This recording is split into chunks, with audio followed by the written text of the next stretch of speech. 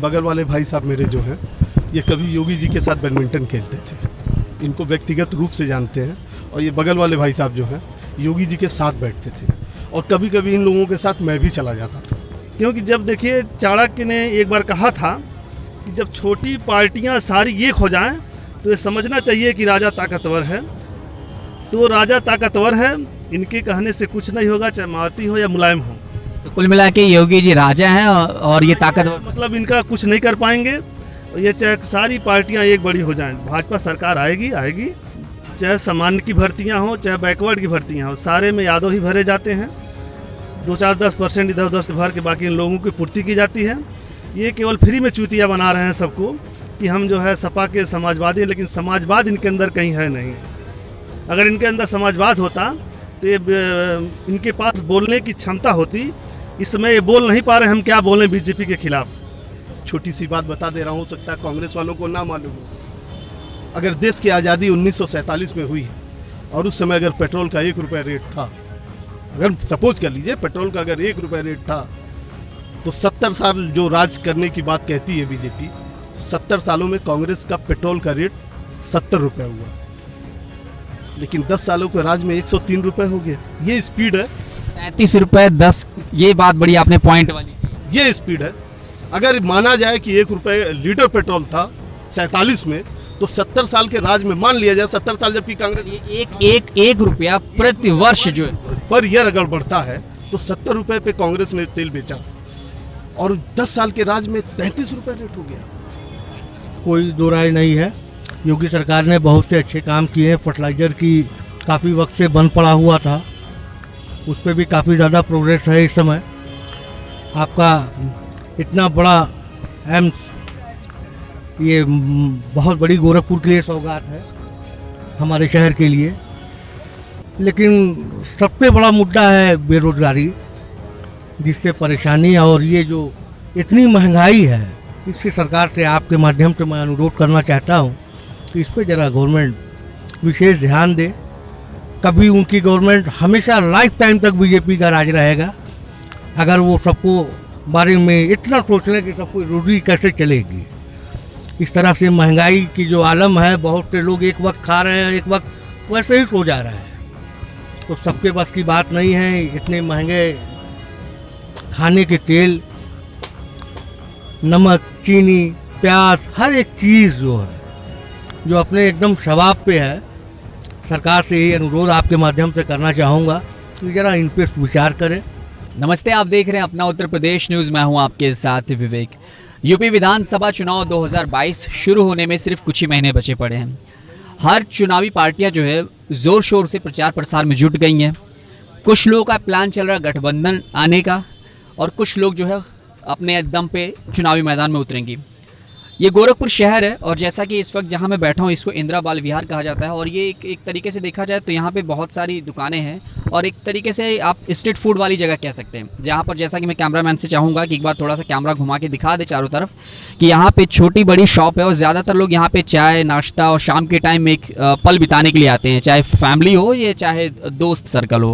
उत्तर प्रदेश के गोरखपुर शहर यानी कि यूपी के सीएम के शहर में कितना बदलाव देखा गया है, आसपास के ज़िले और आसपास की जगहें कितना डेवलप हुई हैं।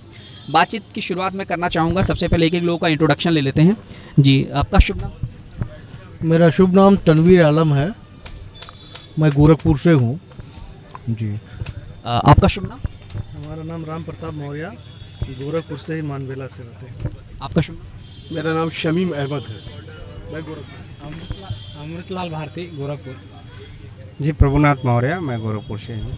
आप सभी से चाहूँगा थोड़ा थोड़ा पास में आ जाएं ताकि आराम से बैठ के बातचीत किया जा सके। तो सबसे पहले सर आपसे शुरुआत करना चाहूँगा, गोरखपुर से ही आप? जी, तो गोरखपुर में आपको क्या लगता है कि योगी सरकार में 4.5 साल का जो प्रशासन रहा वो कितना बेहतर रहा, और योगी सरकार ने इस शहर के लिए, कहा जाता है घर है योगी जी का, उसमें कितना बदलाव या कितना डेवलपमेंट देखा गया? देखिए, कहना ये है कि गोरखपुर की रहा सवाल पोजीशन पहले से तो बेहतर ही है।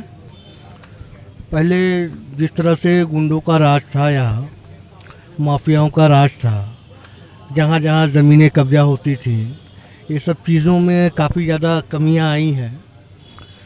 हाँ, कुछ दिक्कतें पब्लिक के लिए ज़रूर हैं महंगाई को लेके। उसमें प्रयास जारी है। हमारे वरिष्ठ लोग जो देश को चला रहे हैं वो ज़रूर कुछ ना कुछ ऑप्शन इसके लिए सोच के ही रखे होंगे, क्योंकि वो जनता की हालत को देख रहे हैं। जनता किस तरह से परेशान है, हर एक चीज़ में इतनी ज़्यादा महंगाई, उसको ही लेके दिक्कत है। लेकिन बाकी सारी चीज़ें तो ठीक ही है। बाढ़ के दौरान जो है हर साल जब हर जगह की बात की जाए तो सरकारें फेल रहती हैं, कितनी भी आप सुविधाएं दे लें लेकिन वहाँ पे जो है वो सुविधा नहीं मिल पाती हैं। गांव डूबते ही हैं, दिक्कतें आती ही हैं और परेशानियां भी होती हैं। तो इसको लेकर के आपकी गोरखपुर के शहर के आसपास की जगहों को कितना डेवलप देख रहे हैं? इसको लेके तो खैर काफ़ी डेवलप हुआ। इस बार की बाढ़ काफ़ी ज़्यादा थी, लेकिन जिस तरह से पिछली बार 98 की बाढ़ में पूरा चिल्मापुर डूब गया था, एयरपोर्ट वालों ने अपने हवाई हेलीकॉप्टरों से जो बम गिराया, जिससे चिल्मापुर, आज़ाद चौक पूरा सब बर्बाद हो गया था, सारी तबाहियाँ आ गई थी। तो शहर को तो बचाना है, हर हाल में बचाना है, क्योंकि शहर से ही सारा विकास है। और शहर ही ख़त्म कर देगा आदमी तो फिर मजबूरी हो जाती है गांव को डुबाना। अब बांध का काम काफ़ी हद तक बेहतर हुआ है। आगे देखिए, आगे कोशिश जारी है और अच्छा होगा। अच्छा, योगी सरकार के बारे में युवा लोग काफ़ी ज़्यादा परेशान से नजर आ रहे हैं, कह रहे नौकरियां नहीं दी इन्होंने, और डेटाबेस में दिखा रहे हैं 4.5 लाख नौकरियां 4.5 साल में दी हैं। नौकरी को लेकर के युवा बहुत ज़्यादा परेशान है, छोटे तबके के लोग महंगाई को लेकर के ज़्यादा परेशान चल रहे हैं। तो इस पर क्या? बिल्कुल बिल्कुल सही कहा आपने। अधूरी तो रहेगी ही। जब इंसान की जेब खाली हो जाएगी तो आदमी को सारी चीज़ें, गवर्नमेंट से एक ही अपेक्षा है, जो बेरोज़गारी है काफ़ी चरम पे है, ज़रा सोचें उनके बारे में लोग। बस यही कहना चाहेंगे, क्योंकि पब्लिक बहुत ही बेहाल है और बहुत परेशान है। जितने युवा हैं जो अपनी एजुकेशन कंप्लीट करके बेरोज़गारी से लड़ रहे हैं, उसके लिए गवर्नमेंट सोचे भाई। अगर नहीं सोचेगी तो जनता कुछ सोच लेगी तो प्रॉब्लम गवर्नमेंट के लिए होगी। नेक्स्ट गवर्नमेंट आएगी, फिर सरकार बदलेगी, यही होगा। लेकिन हम नहीं चाहते गोरखपुर शहर को डेवलपमेंट के नाम पे जो है, आगे बढ़ाने के नाम पे, सड़क हो, आपका एम्स हो, और इसके अलावा जो है रोज़गार या कुछ ऐसी जगह हैं जो टूरिस्ट प्लेस के तौर पे बनी हुई हों। 5 स्टार होटल भी आए हैं यहाँ पे, सुना है मैंने, और मॉल्स वगैरह भी आ गए हैं। तो डेवलपमेंट के मामले में अगर मैं आपसे रेटिंग की बात करूँ योगी सरकार को देने के लिए, तो कितनी रेटिंग देंगे आप 10 में से? नहीं, इसमें कोई दो राय नहीं है। योगी सरकार ने बहुत से अच्छे काम किए हैं। फर्टिलाइज़र की काफ़ी वक्त से बंद पड़ा हुआ था, उस पर भी काफ़ी ज़्यादा प्रोग्रेस है इस समय। आपका इतना बड़ा एम्स, ये बहुत बड़ी गोरखपुर के लिए सौगात है, हमारे शहर के लिए। लेकिन सबसे बड़ा मुद्दा है बेरोज़गारी, जिससे परेशानी, और ये जो इतनी महंगाई है, इससे सरकार से आपके माध्यम से मैं अनुरोध करना चाहता हूँ कि इस पर ज़रा गवर्नमेंट विशेष ध्यान दे। कभी उनकी गवर्नमेंट, हमेशा लाइफ टाइम तक बीजेपी का राज रहेगा। अगर वो सबको बारे में इतना सोच लें कि सबको रोजी कैसे चलेगी। इस तरह से महंगाई की जो आलम है, बहुत से लोग एक वक्त खा रहे हैं, एक वक्त वैसे ही सो जा रहा है। तो सबके बस की बात नहीं है। इतने महंगे खाने के तेल, नमक, चीनी, प्याज, हर एक चीज़ जो है, जो अपने एकदम शवाब पे है। सरकार से यही अनुरोध आपके माध्यम से करना चाहूँगा कि ज़रा इन पे विचार करें। कुल मिलाकर के महंगाई जनता बहुत उम्मीद लगाई हुई है इस गवर्नमेंट से, और ऐसा ना हो जाए कि निराश हो जाए, किसी और की गवर्नमेंट आ जाए। चलिए नहीं कहना चाहूँगा। बाकी हमारे बड़े भाई सबसे बात करूंगा। आखिरी सवाल मेरा आपसे है, एक छोटा सा प्रश्न है। अखिलेश, मायावती और बाकी विपक्षी पार्टियों के लिए क्या कहेंगे, कुछ शब्दों में के लिए भी कहें? देखिए, अखिलेश की जहाँ तक बात है, अखिलेश यादव एक युवा नेता है, बहुत ही तेज तर्रार आदमी है, वो भी पढ़ा लिखा आदमी है, और सबके साथ वो भी व्यक्ति चलना चाहता है। उसके बारे में भी मैं कोई गलत शब्द का इस्तेमाल नहीं करना चाहता, क्योंकि वाकई नेता अखिलेश भी किसी से कम नहीं है। योगी जी हमारे शहर के हैं, उनसे बहुत सी उम्मीदें थी, लेकिन वो शायद वो उम्मीद कंप्लीट नहीं हो पा रही है। पब्लिक का रुझान अखिलेश जी की तरफ जा रहा है। योगी जी से अपील है मेरी, ज़रा अपने आवाम, अपनी जनता के बारे में सोचें। इन परेशानियों को थोड़ा सा सोचें विचारें, क्योंकि अब नहीं सोचेंगे तो नेक्स्ट गवर्नमेंट जो है अखिलेश यादव आ जाएगा। जी जी, आप बताइए कि आप भी शहर से ही हैं, हाँ, हम भी शहर से हैं। तो आप बताइए कि कैसा लग रहा है। मैं आपसे विपक्ष के लिए बात करना चाहूँगा। विपक्ष की जो भूमिका है वो योगी सरकार को गिराने पे लगी हुई है, चाहे कांग्रेस हो, चाहे मायावती हो, या फिर अखिलेश हो। वो वैसे ही केजरीवाल भी आ रहे हैं। केजरीवाल तो फ्री में वादे करते हैं, बड़ी बड़ी बातें करते हैं वो। तो फ्री पे जब फ्री की बात होती है तो अक्सर इंसान लाइन लगा के खड़ा हो जाता है। लेकिन ये कितना घाटा साबित हो सकता है आम आदमी के लिए, कितना नुकसानदेह है, विपक्ष के लिए क्या कहेंगे आप? देखिए, केजरीवाल जी अगर फ्री की बात करते हैं, फ्री से सब जनता को नहीं लेना चाहिए बहुत ज़्यादा, क्योंकि फ्री से जब खाने की आदत पड़ जाएगी तो जनता काम करने में जो है कमज़ोर हो जाएगी, वो काम नहीं करना चाहेगी। इसलिए जनता को मेहनत करके थोड़ा थोड़ा उसको ऐसा करे कि वो मेहनत करे। ऐसा नहीं फ्री में सब कुछ मिल जाए और घर बढ़ जाए। और भारत की जनता जो है फ्री में खाने की आदत बहुत ज़्यादा है, इसलिए हम चाहते हैं कि फ्री किसी को कुछ न मिले, उसकी मेहनत की कमाई उसको ज़रूर मिले। और कुछ पूछना चाहिए तो भाई। अखिलेश मायावती के लिए क्या कहेंगे? अखिलेश पर तो हमेशा यही कहा जाता है कि युवा नेता हैं, वो अच्छा कर रहे हैं, बेहतर कर रहे हैं, लेकिन प्रॉब्लम उनकी ये है कि कहा जाता है कि जातिवाद की राजनीति करते हैं। इसी में वो हमेशा मतलब सुर्खियों में आ जाते हैं। हाँ, ये बात तो सत्य है। अखिलेश जी जब भी मुलायम सरकार आई है, वो जातिवाद की ही राजनीति हुई है। चाहे सामान्य की भर्तियाँ हों, चाहे बैकवर्ड की भर्तियाँ हों, सारे में यादव ही भरे जाते हैं। 2-4-10% इधर उधर से भर के बाकी इन लोगों की पूर्ति की जाती है। ये केवल फ्री में चूतिया बना रहे हैं सबको कि हम जो है सपा के समाजवादी हैं, लेकिन समाजवाद इनके अंदर कहीं है नहीं। अगर इनके अंदर समाजवाद होता तो ये इनके पास बोलने की क्षमता होती। इसमें ये बोल नहीं पा रहे हम क्या बोलें बीजेपी के खिलाफ, क्योंकि जब देखिए चाणक्य ने एक बार कहा था कि जब छोटी पार्टियां सारी एक हो जाएं तो ये समझना चाहिए कि राजा ताकतवर है। तो राजा ताकतवर है, इनके कहने से कुछ नहीं होगा, चाहे मायावती हो या मुलायम हो। तो कुल मिला के योगी जी राजा हैं और ये ताकतवर, मतलब इनका कुछ नहीं कर पाएंगे। ये चाहे सारी पार्टियां एक बड़ी हो जाएं, भाजपा सरकार आएगी, इसके लिए 100% गारंटी मेरी भी है। तो यूपी को उन्होंने दिखाया है 4.5 साल में बहुत कुछ। गोरखपुर के चारों तरफ 4 लेन का जाल बिछ रहा है। शहरों के अंदर मकान तोड़ के 4 लेन को किसी तरह बनाया जा रहा है। जैसे गोरखनाथ से आते हुए तोड़ा जा रहा है, मोहदीपुर तक, कौड़िया से मोहदीपुर तक, मेडकल से, असुरन से तोड़ा जा रहा है गोल घर को मिलाने के लिए। अब एक बैग इसका विकास तो जो है होना संभव है।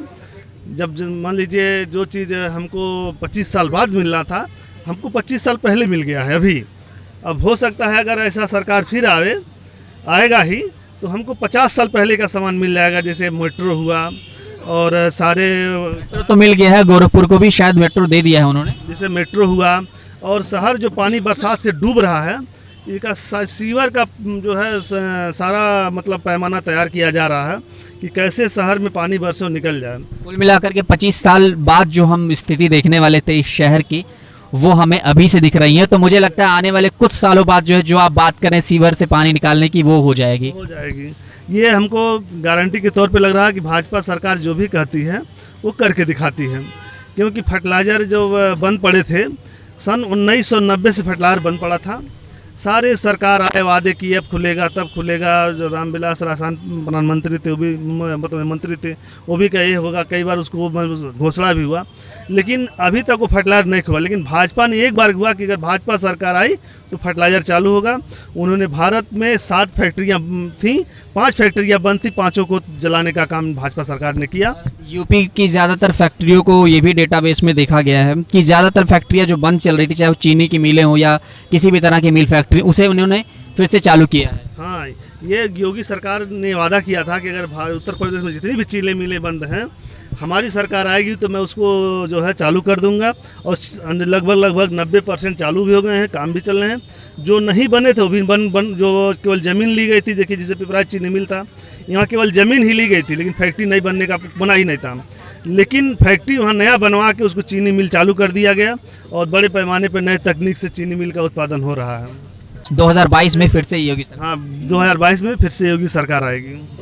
जी, आप बताइए। चलिए, आपसे अगर आप लोग एक ही साथ बैठे हुए हैं तो मैं आपसे सिर्फ ये जानना चाहूँगा कि ओवैसी को लेके क्या कहेंगे? वो तो पार्टी है और भारत का लोकतंत्र है, सबको चुनाव लड़ने का अधिकार है। अगर वो ऐसे ही लड़ रहे हैं तो इसमें कोई बुराई है नहीं, लड़ना चाहिए उनको। लेकिन कहा जाता है ये भारत देश जो है एक ऐसा देश है जहाँ पर हर जाति, हर वो लोग बसते हैं और सबको लेकर चलने पे ही आपकी भलाई है। ये तो सिर्फ बस वही अपनी जात की राजनीति करते हैं, अपने ही लोगों के बारे में बात करते हैं। वो बाहुबली लोगों को बोल रहे हैं कि वो गुंडे नहीं है, उनको जो है बाहर निकाल के हम टिकट देंगे, जितवाएंगे। तो ये कितना गलत लग रहा है, कितना सही लग रहा है? उसके लिए तो मोदी जी ने भी कहा था कि सबके अकाउंट में 15-15 लाख आएंगे। ये चुनाव स्टंट है, लोग अपना अपना बात अपने अपने तरीके। अपने अपने तरीके हैं। कोई किसी तरीके से जीतना चाहता है, कोई किसी तरीके से जीतना चाहता है। जीतना सबको चाहता है, और अगर वैसी जी ऐसा कह रहे हैं तो ये भी चुनाव स्टंट होगा। जैसे 15 लाख नहीं आए वैसे वो भी स्टंट होगा। फिर भी क्या लग रहा है आपको कि इस बार की जो यूपी की राजनीति, खासतौर से अपने गोरखपुर शहर की जो है डेवलपमेंट की अगर बात जैसे इन्होंने बताई, उसमें आप कितना देखते हैं, कितना डेवलप हुआ है, कितनी ज़्यादा दिक्कतें महसूस हुई हैं यहाँ की आम जनता? नहीं, डेवलपमेंट तो नो डाउट बहुत अच्छा हुआ है, और इतना डेवलपमेंट हुआ है कि अभी ये भाई साहब बता रहे थे कि 50 साल आगे हो गया है, लेकिन मेरा मानना 50 साल नहीं है, 15 साल आगे हुआ है। और चूँकि आपने 50 साल कहा तो हो सकता है कि जो स्पीड से, जिस गति से काम हो रहा था इससे पहले, वो 50 साल लग जाता, लेकिन 15 साल में तो हो ही जाता। नो डाउट बहुत सी चीज़ें पहले से स्टार्ट थी, बाद में उसको योगी जी ने और स्पीड दे दी। अगर कहा जाता है कि एम्स भी अखिलेश के टाइम का था, लेकिन इन्होंने एम्स जो है वो बीजेपी की देन है और माननीय प्रधानमंत्री नरेंद्र मोदी जी का देन है। और आप भी जानते हैं कि एम्स जो है वो सेंट्रल गवर्नमेंट से बिलोंग करता है। तो उन्होंने दिया, ज़मीन जो थी वो एक आरोप लग रहा था अखिलेश यादव के ऊपर जब वो मुख्यमंत्री थे कि ये ज़मीन नहीं दे रहे हैं। तो फिर जल्दी जल्दी उन्होंने एक ज़मीन, जो उस समय योगी जी सांसद थे, उन्होंने चूज़ किया कि यही चाहिए, और वही ज़मीन उन्होंने भारत सरकार को दे दिया और उस पर एम्स बना। तो एम्स में कहीं ना कहीं थोड़ा बहुत, चाहे 10%, 5% या 20% कंट्रीब्यूशन अगर माना जाए, तो former chief minister mister Akhilesh Yadav का भी रहा है। चलिए, मायावती के लिए क्या कहेंगे? मायावती अखिलेश के लिए जो है क्या कहेंगे? गठबंधन शायद हो सकता है कर भी ले, लेकिन फिर भी ऐसा माना जा रहा है कि गठबंधन में नहीं आएंगे क्योंकि घाटा होगा इससे। क्या लग रहा है आपको? जी, अभी आपने कहा कि वो ऐसी एक जात की बात करते हैं, तो मायावती जी ने भी ऐसा किया है। मायावती जी जिसको टिकट देती थी, कहती थी मैं बोरा भर के 60% वोट तुमको दे रही हूँ, 40% तुम लेके आओ या 10% लेके आओ या 20% लेके आओ, मेरा एक वोट, मतलब 60% का मतलब कि ये नहीं कि पूरे वोटों का, लेकिन यह है कि तुम्हारी जमानत जब्त नहीं होगी, तुम अपने व्यक्तिगत वोट से जितना लेके आओगे वो तुम। चूँकि जो दलित थे वो मायावती को चूज़ किया था, उन्होंने सब भरपूर साथ दिया, और मायावती ने 2 बार उसको मौका मिला, बीजेपी ने सबसे पहला मौका दिया था उनको। तो अगर लीडर है और अपने आप को दलित है, तो जहाँ तक अभी आपने ओवैसी की बात की, तो अगर वो मुस्लिम्स को लेके अगर कोई सवाल करते हैं, तो इससे पहले लोगों ने अपनी बिरादरियों को लेके सवाल कर चुके हैं, वो तो बहुत लेट में कर रहे हैं। भाजपा का कहना है सबका साथ सबका विकास। कुछ लोग कहते हैं कि ये हिंदुत्व वाली पार्टी है, लेकिन कुछ लोग यह भी कहते हैं कि जो है ये सबको लेके चलती है, टैगलाइन ही इनकी ऐसी है। इस पर कितने सहमत हैं आप? मैं सहमत हूँ। लगभग मैंने आपसे पहले ही बता दिया है कि कोई भी पॉलिटिकल पार्टी जो होती है वो एक मुद्दा लेती है कि किससे हमको उसको जीतना होता है। तो चाहे वो मैं तो इतना जानता हूँ कि सारी पॉलिटिकल पार्टी एक दुकान है, और दुकानों पे जिसका एक अच्छा सेल्समैन और उसकी अच्छी पब्लिक से डीलिंग हो, और वो कौन सी स्कीम ला दे कि बाई 1 गेट 1 2, बाई 1 गेट 1 3 है, तो ये सारी चीज़ें स्कीम होती है। और बीजेपी भी इन्हीं लोगों के बीच में, अब मायावती दलित का वोट लेके चली गई, और अखिलेश यादव मुस्लिम और यादव का वोट लेके चले गए, और उसके बाद कांग्रेस आई तो उसने थोड़ा बहुत सबका लिया। तो इसी बीच बीजेपी को भी कोई ना कोई मुद्दा तो लाना ही होगा कि इन्हीं लोगों का वोट मेरे पास कैसे आएगा। तो वो एक रास्ता सबसे बेहतर इंडिया में है जो ख़त्म होना चाहिए, जातिवाद का। अगर ये चीज़ ख़त्म हो जाए तो एक डेवलपमेंट आएगा हिंदुस्तान में। और कुल मिलाकर के गोरखपुर में डेवलपमेंट के नाम पे और बेहतर होने के नाम पे जो है आप कितना मत देंगे? मतलब 10 में से कितनी रेटिंग दे सकते हैं आप योगी सरकार को? 10 में से 7 दिया जा सकता है, उसके ऊपर नहीं, कम हो सकता है पॉइंट में 0.0। ये पॉजिटिव रिव्यू है, अगर देखा पॉजिटिव रेटिंग है, अगर देखा जाए 10 में से 7। हाँ, पॉजिटिव तो है ही है, इसलिए कि जो है वो उसको आदमी झुठला नहीं सकता। कुल मिला के आपको क्या लग रहा है 22 में किसकी सरकार, योगी अखिलेश? देखिए, पूर्वांचल से तो हमारे योगी जी हैं, और रहेंगे भी। थोड़ी बहुत उनसे शिकायत भी है कि जब वो सांसद थे तो एक एक लोगों का सुनते थे, आज वो चीफ मिनिस्टर हैं, बहुत कम सुन पाते हैं। लेकिन लखनऊ रहते हैं वो नहीं, यहाँ तो बहुत आते हैं, मतलब महीने में 2 बार 3 बार तो आ ही जाते हैं। अभी तो 2-3 दिन हो रहा है, यहीं पे थे। और ये सारी चीज़ें अच्छी है, जनता दरबार भी लगती है। लेकिन सांसद रहते हुए जो निर्णय वो लेते थे, वो निर्णय शायद चीफ मिनिस्टर रहने के बाद नहीं ले पा रहे। रवि किशन जी हैं, उनका क्या हाल चाल है? रवि किशन जी तो एक सिने स्टार है, आज यहाँ है, कल कहीं और से लड़ लेंगे। उसके लिए क्या करिएगा? मनोज तिवारी यहाँ आए थे, चुनाव सपा से लड़े, नहीं जीत पाए, चले गए दिल्ली, वहाँ लड़ गए, वहाँ सांसद बन गए।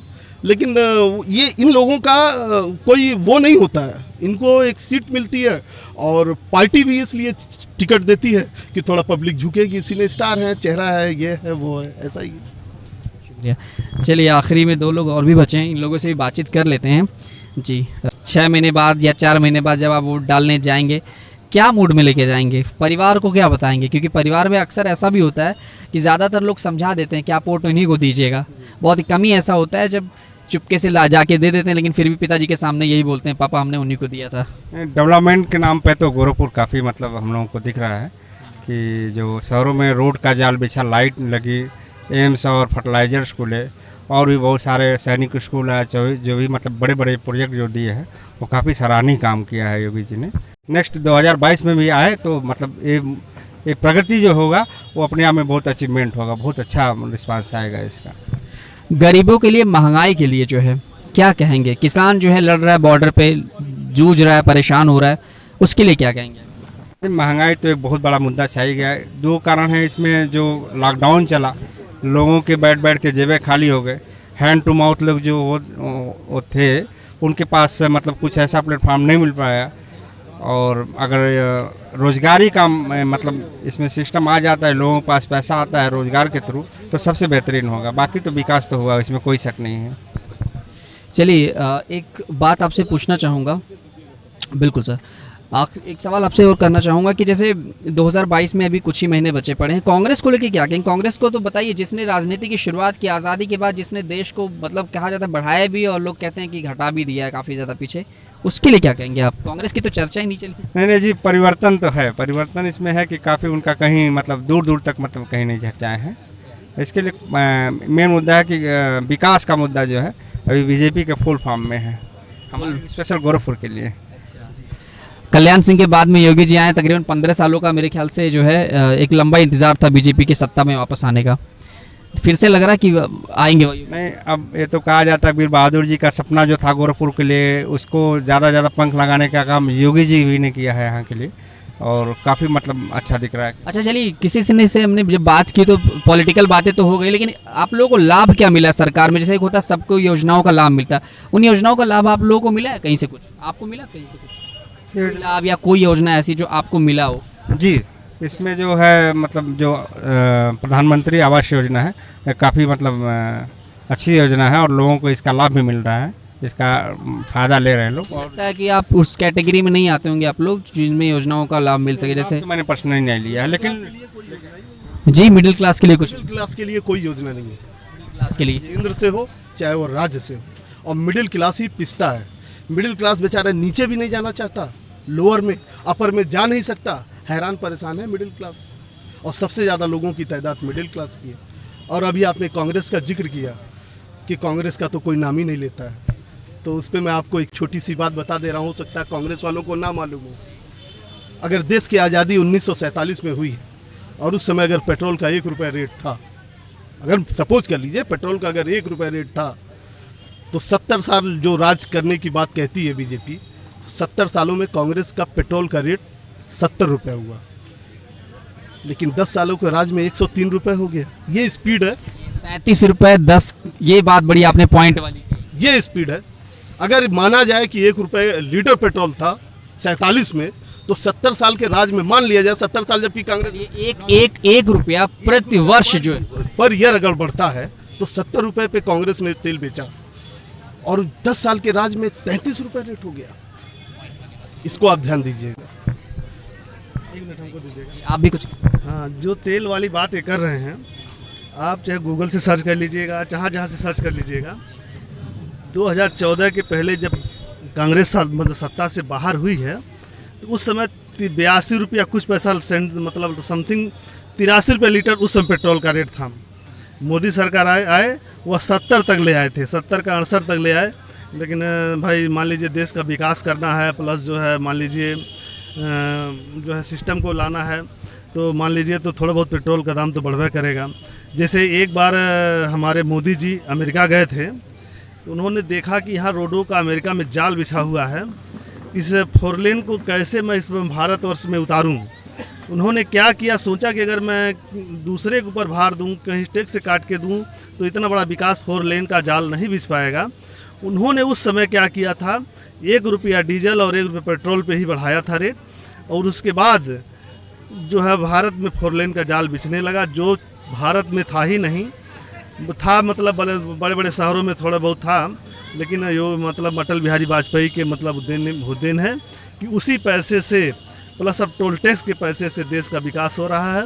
कोई अन्यथा भार भारत सरकार के ऊपर नहीं। महंगाई तो थोड़ा बहुत बढ़वे करेगी। अगर बाई चांस आप कभी भी सर्च करिएगा, अगर कहीं झूठ बोला हूँ तो कहिएगा। जो कांग्रेस सत्ता मतलब में जो है छोड़ी थी, 82 रुपया कुछ पैसा समथिंग 83 पैसा तेल था। अगर बढ़ा है तो केवल 10 रुपया बढ़ा है, 10 या मान लीजिए 20 रुपया बढ़ा होगा। 83 है तो मान लीजिए 20 रुपये बढ़ा है, 3 हो गया 20 रुपये बढ़ा है बस। चलिए, आप कह रहे हैं अमेरिका की बात पे ही मैं एक बात कहना चाहूँगा अपनी तरफ से कि जैसे अमेरिका की बात की कर रहे हैं आप, तो वहाँ की अगर हम बात करें गरीबी की, भुखमरी की, इन सब चीज़ों की अगर मैं तुलना करूँ अमेरिका से और भारत देश की, तो कहीं ना कहीं बहुत ज़्यादा आगे अमेरिका चल रहा है भी। तो वहाँ के प्रोजेक्ट को, वहाँ के तौर तरीक़ों को, ख़ासतौर से जो निजीकरण हो रहा है, यो मोदी जी जो कर रहे हैं, वो कहीं ना कहीं उनका यूएस वाला ही प्लान यहाँ इस देश में भी चल रहा है और चिल्लाने की चाहत रख रहे हैं वो। लेकिन इसकी महंगाई और गरीबी भुखमरी से जो आम इंसान तो मर ही रहा है, तो विकास ला करके आप एक ज़िंदगी मिटा रहे हैं, तो ये कितना कठिन सवाल है। देखिए, भूखमरी का सबसे बड़ा कारण है जनसंख्या वृद्धि। अमेरिका की जनसंख्या 23 करोड़ है और भारत से 5 गुना बड़ा है। उसकी जो आबादी है, ज़मीन की आबादी, वो भारत से 5 गुना बड़ी है और वहाँ जनसंख्या 23 करोड़ है और भारत की जनसंख्या 135 करोड़ है, तो और 5 गुना छोटा भी है। जैसे चीन का भी ले लीजिए, भारत से 5 गुना वही बड़ा है। ऑस्ट्रेलिया भारत से 2.5 गुना बड़ा, वहाँ की जनसंख्या 3 करोड़ है। और रूस की भारत से 7 गुना बड़ा है, लेकिन वहाँ की जनसंख्या 35 करोड़ है। जैसे मान लीजिए अगर जनसंख्या का वृद्धि भारत में सबसे ज़्यादा है, अगर ये मान लीजिए महंगाई तो बढ़वे करेगी। अगर हमारा मतलब जो है ज़मीन का क्षेत्रफल कम है और जनसंख्या ज़्यादा हो रहा है तो महंगाई एक्चुअली बढ़नी है। अगर भारत में जनसंख्या की वृद्धि बंद रोक लगा दिया जाए तो हम चाहते हैं कि अमेरिका से या चाहे रूस से चाहे चीन से भारत बहुत आगे निकल जाएगा, क्योंकि जितनी कोरोना से चाहे जो भी मद्दियाँ आई हैं, अभी भारत के ऊपर बहुत बड़ा असर नहीं पड़ा जो और देशों के ऊपर, अमेरिका के और देशों के ऊपर पड़ गया है। ऐसा नहीं है चीन में है भारत से ज़्यादा भूखमरी है, अमेरिका में भी है। ऐसा नहीं है कि वहाँ भूखमरी नहीं है, यहाँ से भारत से भी ज़्यादा है और भी देशों में। लेकिन क्या है, भारत एक ऐसा देश है, यह सोने की चिड़िया है और सोने की चिड़िया रहेगी, केवल यहाँ जनसंख्या पर रोक लगा दिया जाए बस। चलिए, बहुत अच्छा लगा बातचीत करके। खैर, आपने इतना विस्तारपूर्वक बताया। आखिरी जो शख्स है हमारे साथ, इनसे भी बात कर लेते हैं। जी, क्या नाम? अमृतलाल भारती।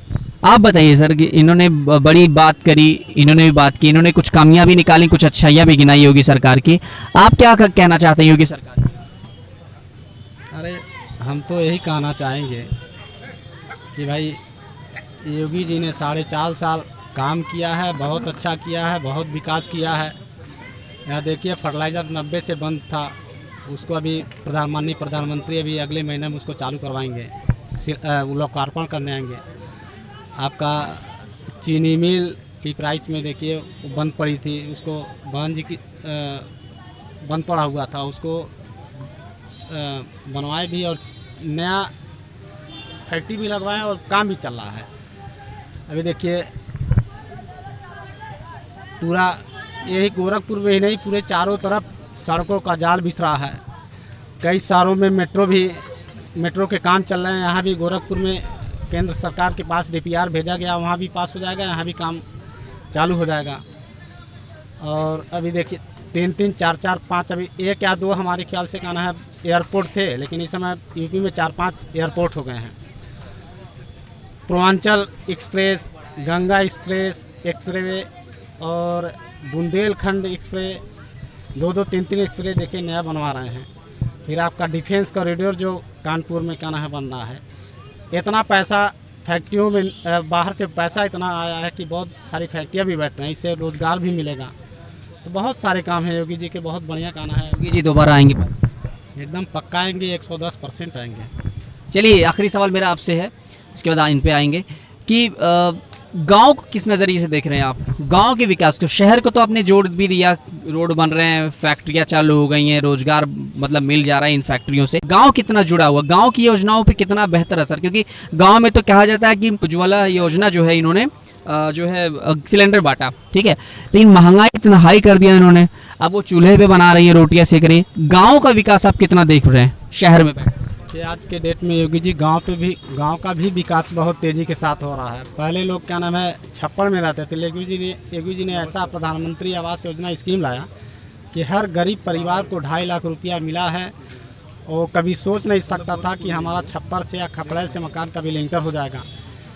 हर गरीब आदमी को उन्होंने उज्ज्वला गैस दिया है।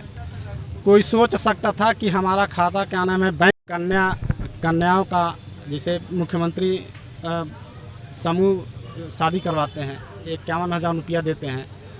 बहुत सारी योजना है जो गरीबों पर ही सरकार निर्भर है।